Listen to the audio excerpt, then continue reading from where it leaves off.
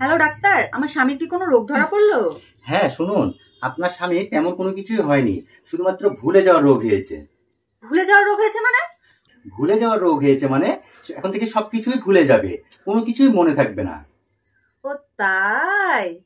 আচ্ছা। জান, তুমি কোথায় গেছিলা? আমি একটু আফজালের দোকানে বাতাস খেতে গেছিলাম। ও জান, একটা কাজ করে দাও না, তুমি একটু কাপড় চোপড় গুলা কেচে দাও, আমি ঘর বাড়ি ঝাড় দিয়ে এলি এই ফাঁকে। আচ্ছা।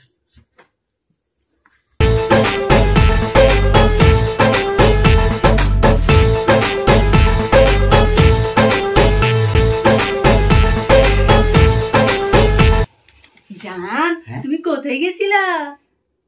আমি একটু আফজালের দোকানে হাওয়া খেতে গেছিলাম। ও তুমি একটা কাজ করো না, একটু উঠানটা ঝাড়ু দাও না, আমি এই ফাঁকে একটু থালা বাসন গুলা ধুয়ে নি। আচ্ছা।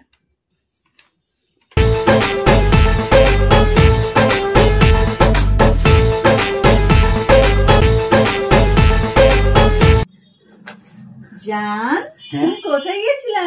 আমি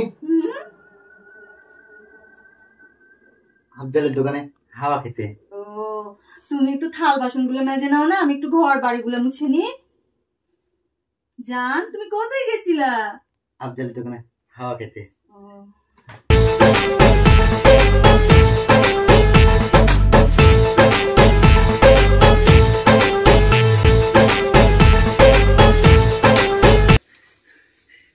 জান, তুমি কোথায় গেছিলা? আমি আফজালের দোকানে হাওয়া খেতে। ও জান, তুমি একটু ঘরগুলো মুছে নাও না, আমি এই ফাঁকে থাল বাসন গুলো ধুয়ে নি। জান, তুমি কোথায় গেছিলা? হাওয়া খেতে। একটু কাজগুলো করে নাও।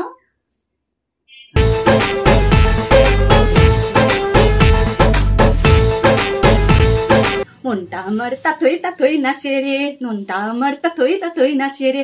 আল্লাহ, আমার স্বামীর এই রোগটা যেন কোনোদিনও ভালো না হয় আল্লাহ, তাহলে আমি ঠ্যাঙের উপর ঠ্যাং তুলে সারা জীবন খেতে পারবো আল্লাহ, তুমি একটু দেখো আল্লাহ।